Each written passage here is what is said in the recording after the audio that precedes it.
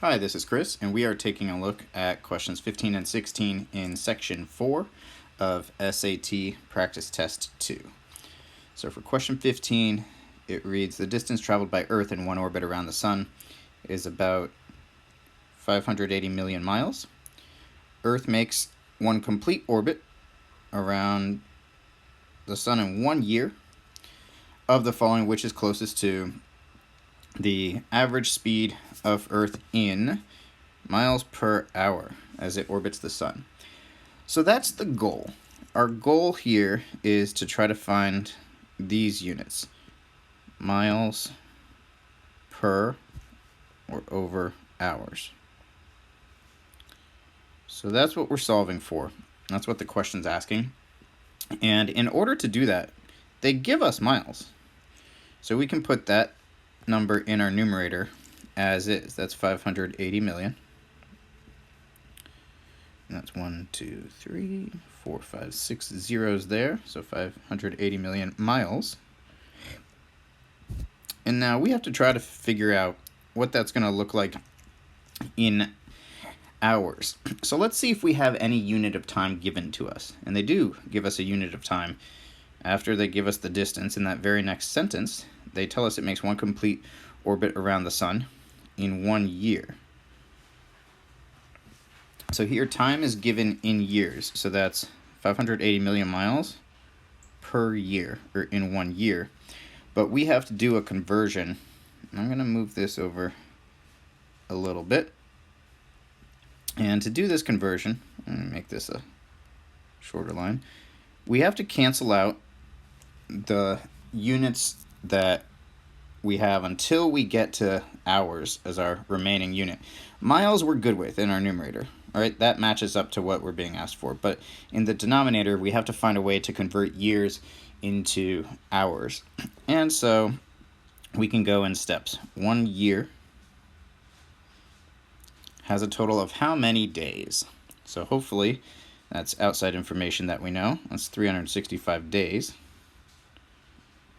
And as we multiply by these unit conversions, you'll see that here years would cancel out. And now we're going to figure out miles per day. But we're still not done. Now we have to try to get days into hours. So for 1 day, let's see if we can cancel out days and figure out how many hours that is. How many hours do we have in 1 day? Again, a little bit of outside information here. Hopefully we know that there are 24 hours in a day. And we can see that the units for days would cancel out. And now we'll be left with miles in our numerator and hours in our denominator, which is exactly what we're looking for. And luckily, because these numbers are huge and there's a lot of zeros to track, but this is a calculator section, so we can multiply 580 million times 1 in our numerator, which would give us 580 million. And then we can divide by 365 and divide that by 24. And that will give us 66,210 miles per hour, which if you think about it, that's very fast. So we are hurtling through space quite rapidly, and since they say closest to in the question, that means we don't have to worry about finding the exact value in an answer choice. We're looking for the answer choice closest to 66,210, and that's answer choice A.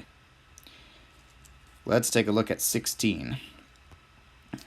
And here we have a table that shows results on the bar exam of law school graduates. And we see who passed, who did not pass, and then if they took a review course or did not take a review course. So this is a 2x2 table, and in this question, they're going to be asking about probability. So let's see what we have to set up as our fraction to find this probability. It says the table above summarizes the results of 200 law school graduates who took the bar exam.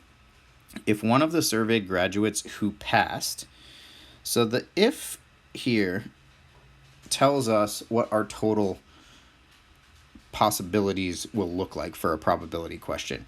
So they say if